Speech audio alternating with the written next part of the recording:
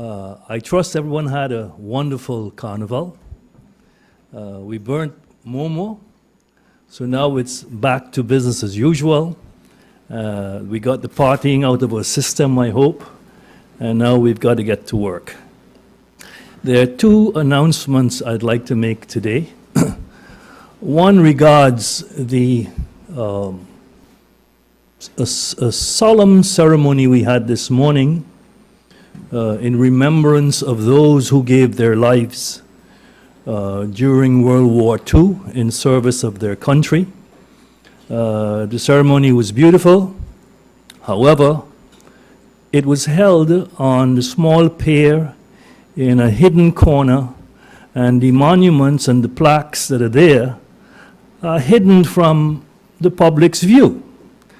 I know that this issue has been broached in the past, where it was also criticized that that's not the right place for these monuments, and I totally agree.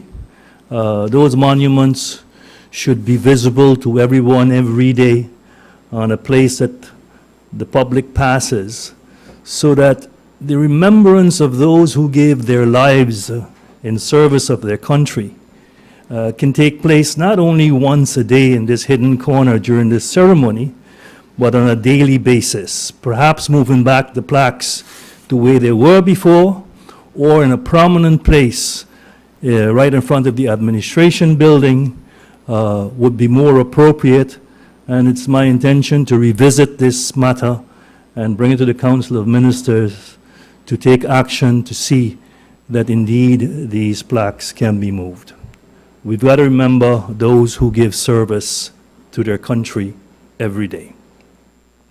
A second announcement I'd like to make is that 2 weeks ago, I attended a conference in St. Kitts, and I'm happy to announce that St. Martin was accepted as an associate member of CDCC, which is the Caribbean Development Cooperation Commission. Caribbean Development Cooperation Commission is a subsidiary of ECLAC.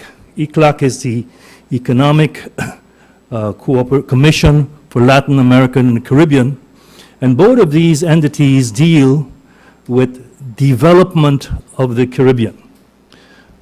During the meeting in St. Kitts, when we were accepted as an associate member, a matter has been tabled, in fact, two matters has been tabled, that is extremely important to the development of the entire Caribbean and St. Martin. One, global warming.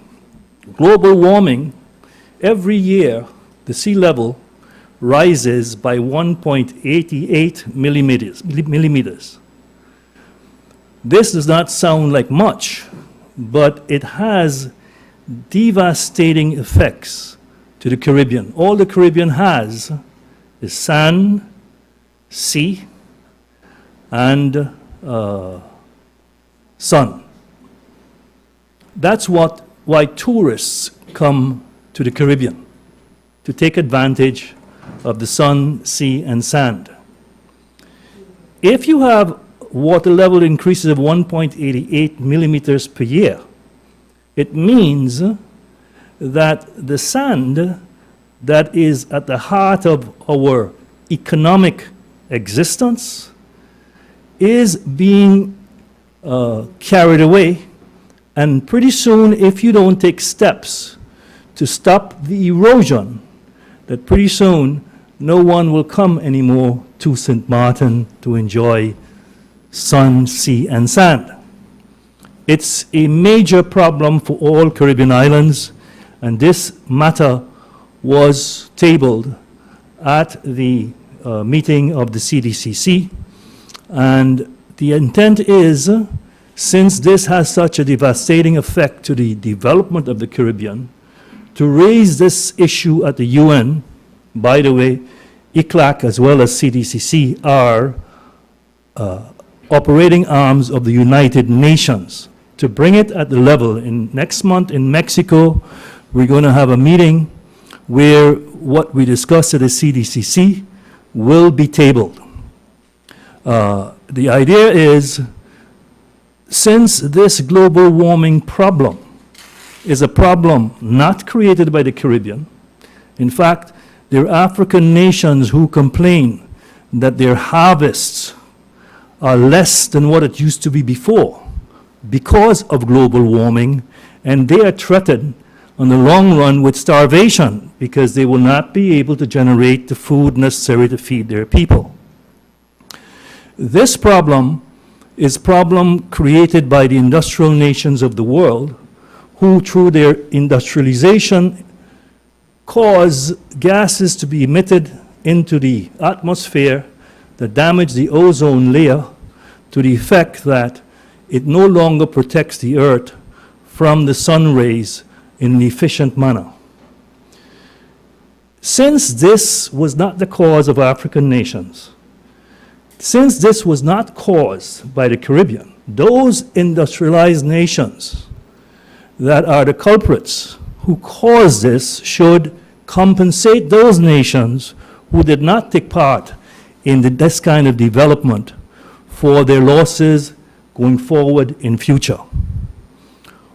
Those losses caused by global warming will include the protection of our beaches, the erosion of our beaches, and the idea in the meeting in Mexico is to table this and to start negotiations with the industrialized nations to see if a formula can be found that these countries could be adequately compensated for the damage that the industrialized nations caused to the ozone layer. A second issue that was tabled that also seems to have or will have devastating effects for the development of St. Martin and the Caribbean islands is the correspondent banks issue. To develop a country, you need to have access to global international cross-border financial transactions. Without that, you can't develop. Because of the positions that certain international banks have taken, we are now under threat that correspondent banks prefer to end their relationship completely with local banks as far as cross-border financial transactions are concerned, as opposed to mitigating their risks by, on an individual basis, look at the client and take the necessary steps that needs to be taken to mitigate the risk. There are fines, to be truthful, that are huge, that are imposed on these international banks if they do not follow the procedures and the rules. FATCA has been the forefront of setting rules and regulations to combat terrorism financing and money laundering. And since 2008, when we had the global financial crisis, there were certain rules adopted which should make banks much more resistant to run on banks if there is a crisis. And the idea is that a bank should have to be able to resist a run for 30 days. In that connection, deposits, according to the Basel III Treaty that has been signed, deposits are no longer counted as liquidity. Deposits formerly used to be counted for 20 to 40%. You can count that as capital for liquidity. Now you have to reserve 100% of your capital, and deposits no longer are counted as such until the deposit makes its full cycle through the necessary banks and gets back to the place it's supposed to be. It means that banks will have to find capital, additional capital, to be able to provide for that 100% liquidity coverage.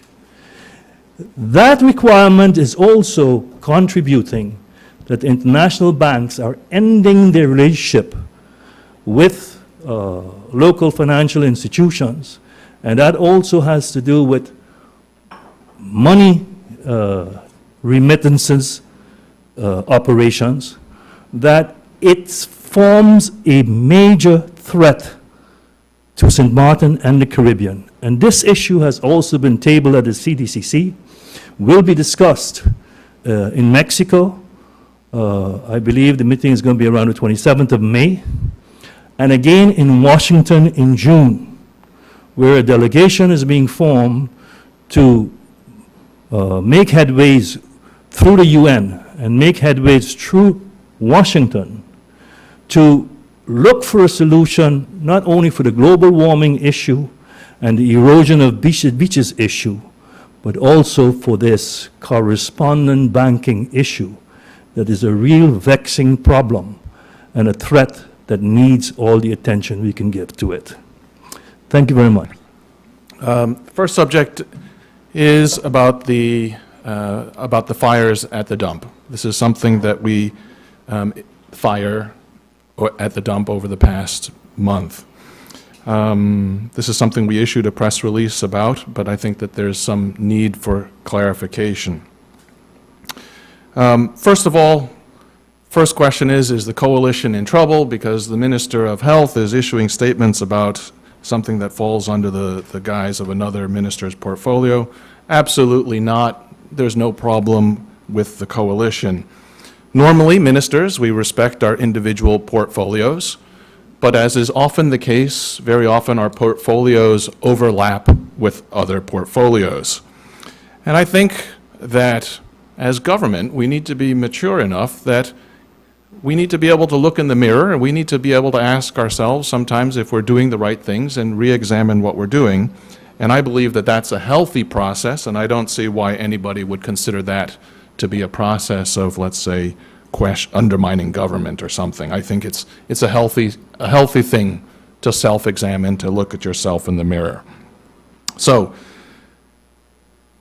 are there problems at the dump? Clearly, there are problems at the dump. These are problems that have developed over many, many years through many different governments. The fact that the long-term problem, the long-term issue, has not been properly addressed. But regardless, the situation is what it is for today. And then we have a few questions that we need to ask ourselves. So before we go there, one of the priorities of this coalition government is to work on a long-term solution for the dump, waste-to-energy management system. As a matter of fact, over the weekend, I did distribute a video over the Facebook page. You can look it up. It's the Semakau landfill corporate video. This is a video that explains how Singapore manages its waste problems, and I think it's very, very interesting. And actually, one of the lessons that I took away from the video is that clearly putting in a waste-to-energy plant, some sort of a incineration or gasification plant, is only part of the solution for St. Martin. There's clearly a need for reducing the amount of waste we produce, recycling, all types of things incorporated into this, so it is a total plan of which an incinerator or gasification plant is only part of it, and I think you would find the video interesting. So the government, the coalition, is working on it. As a matter of fact, I think that's where the Prime Minister and Minister of Romy are now. One of the things they're doing is looking into possible solutions. So as we look at the current situation, though, as Minister of Health, I need to look at it from a health perspective and question, are the fires creating a health hazard? And I think as you do your research online, clearly the fumes that are released by fires at the dump are not healthy for the population. So then, as minister, I still have an obligation to look at how do we prevent this. And as a member of the Council of Ministers, I have an obligation to see how do we prevent this. And so I like to do my research, and I'm in the process of doing that, so I think it'd be premature to come to any, let's say, formal conclusions. But the first question that I have is, what are the specifications that government has issued to the contractor in terms of how they should perform their work at the dump? So I have the terms of reference from the bidding process, which I'm in the process of reviewing. And at the same time, I've done some research and found a number of documents from around the world, Australia, United States, where, for example, they outline how they manage landfills and what the process involves. And so I'm in the process of comparing those to get a feeling for whether government has given sufficient detail, sufficient information so that the contractor is performing their job correctly. So if government has then issued those specifications and that they are appropriate and clear, then the question after that would be, is the contractor performing according to the specifications? And if the specification turns out are not sufficient, not clear enough, then I believe it's government's responsibility to relook at those specifications and see what needs to be done in terms of how we manage the landfill until a more permanent solution can be put into place. The other thing I've asked is that the inspectorate from VSA look at the safety of the workers that are actually working at the dump. Do they have the proper personal safety gear? Because clearly, if the fumes are not healthy for people that are living a distance away from the dump, then obviously the people that are actually working at the dump are in a higher risk level. So I've asked Dr. Best to take a look and see if the employees, if the staff that are working there have proper safety protocols in place and if they have proper personal protection equipment. The second issue I'd like to talk about is about the Zika virus. The Dutch side, as of now, has 8 confirmed cases. The French side has 61 confirmed cases. And interestingly, Puerto Rico has 707 cases. So fact is, clearly Zika is spreading throughout the region. Clearly, there's some level of presence here. We've just recently conducted and completed the trial and testing of our OV traps in the Fort Willem area. And what came out, I think, is actually fairly clear. When the OV traps were used correctly, when they were installed properly, maintained properly, they were effective. However, unfortunately, what we also found is that many of the people who had the OV traps, which were donated to them, didn't understand how to use them. Some of them were spilled out, some of them not properly maintained, and in those instances, obviously, were not effective. The other thing what we found is because as we put these traps out, the team went out and constantly monitored the process and monitored, how effective the traps were throughout the test period. And what they found was when we went through initially, we identified breeding grounds around the people's houses and within the neighborhood, and throughout the process found that many people still did not eliminate the mosquito breeding grounds around their own houses. So there's no point putting out OV traps if right next to it you have breeding grounds where mosquitoes continue to multiply. So clearly, government obviously is doing the best it can, but in order for this to be effective, the only way we're truly going to win the war against mosquitoes and thereby reducing the chances of contracting Zika on the island is if the population is well informed and engaged. So one of the things we're looking at is hiring a vector control specialist. That's in its final stages, which will help us to map out a community plan. And the other thing I'm looking to do is actually work closer together with Curaçao and Aruba, who, for example, have already put together some communication pieces, some short videos, and I believe there's no sense reinventing the wheel if we can take the things that have been done already and repurpose them for use in St. Martin from an educational perspective. I believe that's more effective and dollar-wise as well. Minister Lee, good morning. I'm going to start off with you regarding the fire and the dump. Did you, as a minister and part of the Council of Ministers, saw and approve the contract that was awarded to the contractors that are managing the landfill? That's one part of the question. Did you see this document prior to approving it in the Council of Ministers? And did you peruse the document to see if what you are now wanted to relook, the specifications are clear, and if they're sufficient?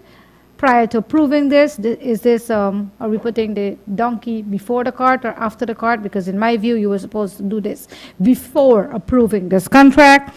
Second of all, have you, as you said, you're doing your research. Is St. Martin the only country being affected by fires in the dump? Because based on what I checked, there are several other countries. One recently closed because of fire. And my third question, within the same topic, did you personally visit the dump to see if the workers are properly geared up? It's 1 and 3. Thank you. Did I, as a member of the Council of Ministers, approve the selection of the contractor that is responsible for the management of the landfill? Yes, I did.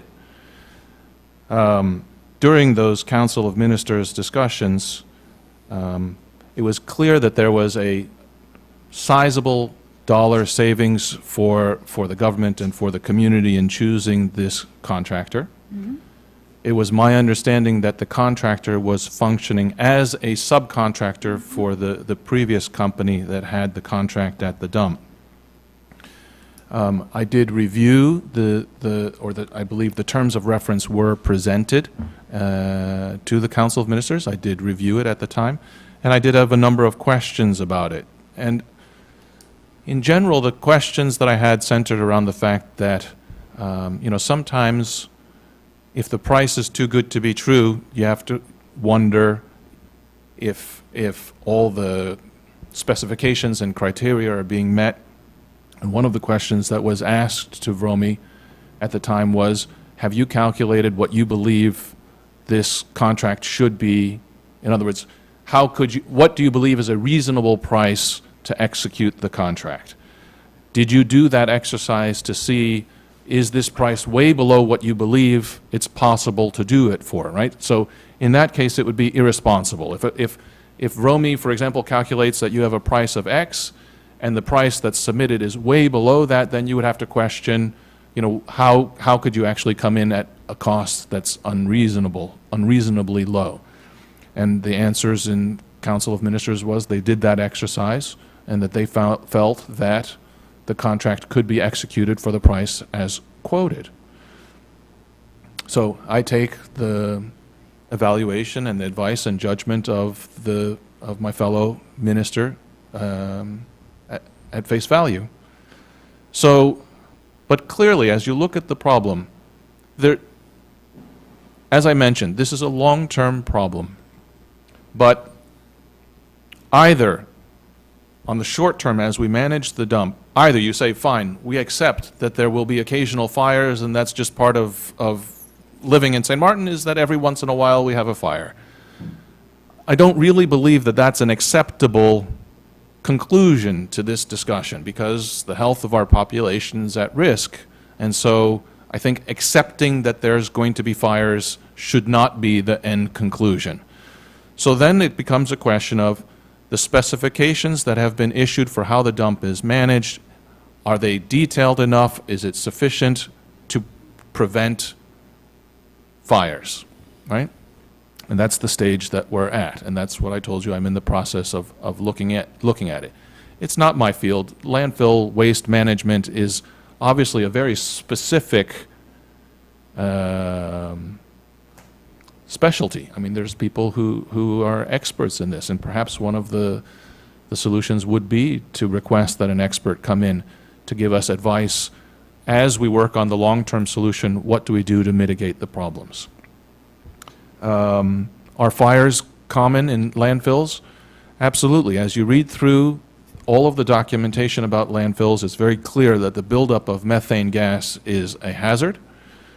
But as you read through the documentation, there's also testing specifications. So in other words, in many of the landfills, they need to regularly monitor the levels of methane gas and other gas so that they can control it. They have procedures how they can remove the methane gas and burn it off in a controlled manner.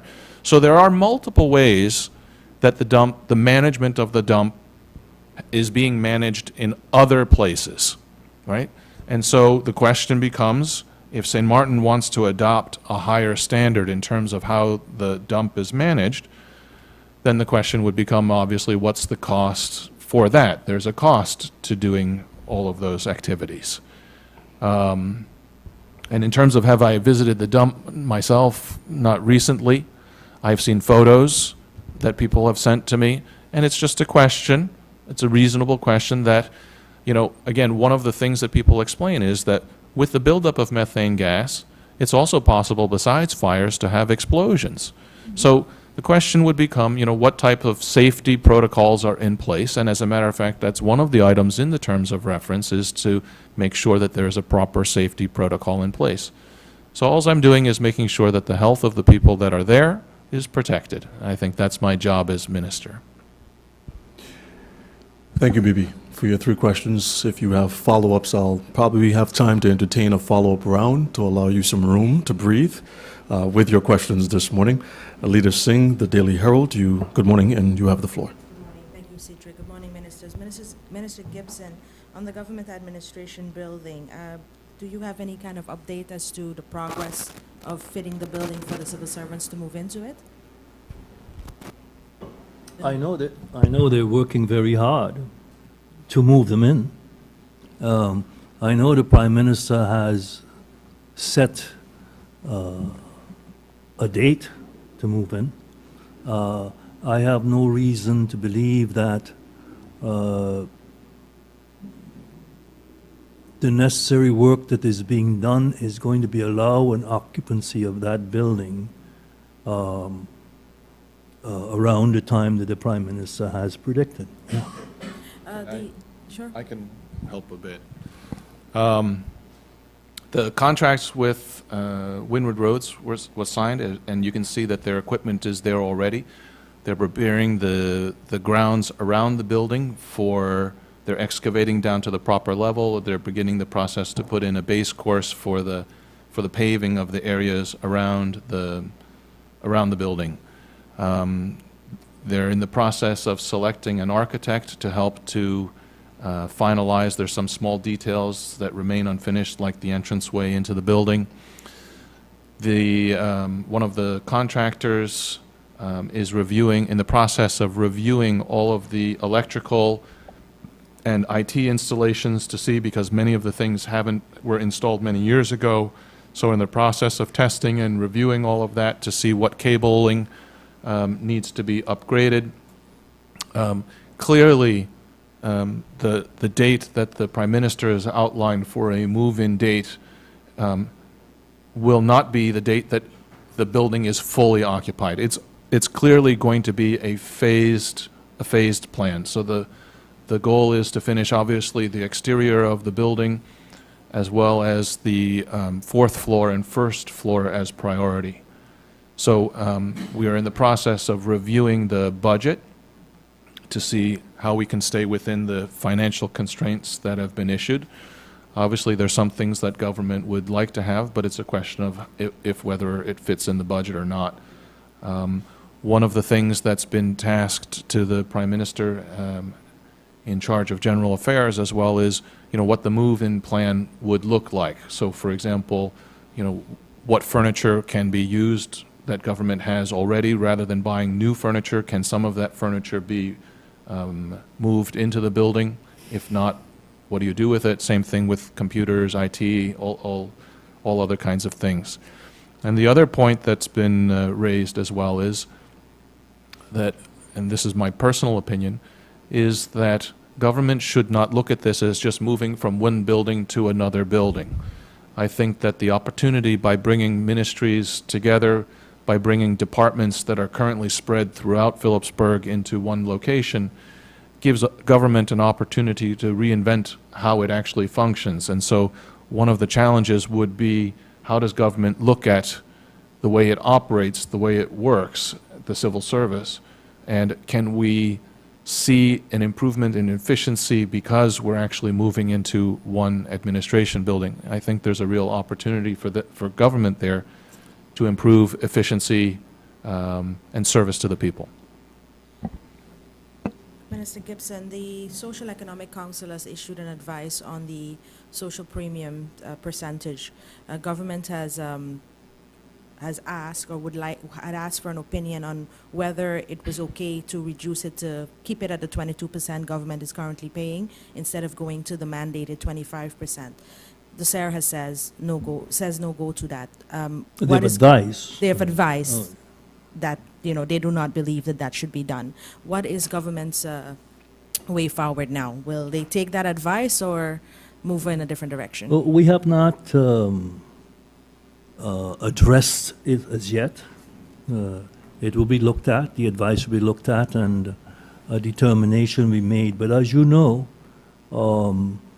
we have made provisions in the budget for the full 25%. So from a financial point of view, it will not have an impact on the budget. It only can have if we decide to go ahead on it, it will just give us more budgetary room. So the issue that you raise is one that has not been considered or decided upon as yet. My final question, the division of assets and liabilities, has there been any progress on the payout? Yes, as I mentioned the last time, we have a meeting scheduled again it's on the 19th of May now. We have also been in discussion with Holland, so we are very actively pursuing solutions. Thank you. Alito, thank you very much for your questions. Second round of questions begins. Bibi Hadshaw, you have the floor. Minister Lee, as we continue, the Zika virus, you said, I also got the press release from the front side, there are 61 cases. My information tells me that there are a number of patients from the Dutch side that went over on the front side and got tested. Do you know if there was any information that those patients that got tested over there, if they gave a feedback to their house doctor or to the Dutch side authorities? I'm not aware, no. Minister Gibson, with regard to the banking issue, I think I asked you about this 2 weeks ago. If I'm wrong, can you clarify? Isn't it a procedure that if a client at a bank has a suspicious account or making suspicious deposits, that the bank would normally request the client to provide information to them prior to closing them down or asking them to close their accounts? Now, one thing has nothing to do with the other. Of course, in a normal process, the bank will ask those questions that the bank thinks is appropriate relative to suspicious financial activities. You also have the MOT who does that. But this is outside the local banking actions or the MOT. This is something that is playing on the international level. Most of our banks are really departments of large banks which are established abroad. For instance, the RBC, it has its headquarters in Toronto. So does Scotiabank. These banks internationally are exposed, and it is a fact that these banks have been fined huge amounts, astronomical amounts, because it was found that in the process between it and its correspondent bank or the local bank, certain procedures to safeguard against money laundering, safeguard against terrorist financing were not adequately looked at, and they get a fine. So those banks make a sort of a judgment. They weigh, is it worth the while for them to continue with that bank running the risk that they can get millions and millions of dollars of fines? Or is it more prudent for them to simply say, I do not want to have any more correspondent banking relationship with you? And unfortunately, instead of pursuing the de-risking, because that's what it is, by looking at mitigation of individual cases, they just take across-the-board position, we do not want to run the risk. And then they end the relationship with the bank concerned. Thank you for the explanation. I have some other questions. I'll hold back them for you, but I would ask you one at least.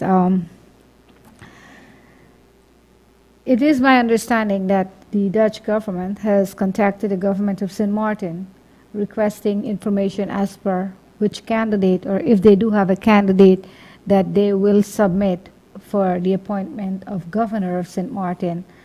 And the impression that is kind of circulating is that the kingdom wants to reappoint the current governor, and as such, they are kind of putting some sort of pressure, if this is true, on St. Martin to get a candidate this early. Do you have any kind of information on this? Well, I sure you don't want to lure me into speculation No, I don't and want rumor to. mongering. I don't want to. I think that would be wrong, especially given the position we're talking about. No, I'm not aware of any of those rumors. I'm not aware of any of the speculations that you're mentioning. I know that Governor Holliday's term is ending sometime late this year, October. and it would be normal to talk about or to think about extending his term or appointing somebody else. But I have no details and no information from an official basis or an unofficial basis, and I consider all of that just wild speculation. Thank you. Thank you very much, Bibi. Alida? No further questions? Any follow-up questions that you might have, Bibi? You have the time to do so.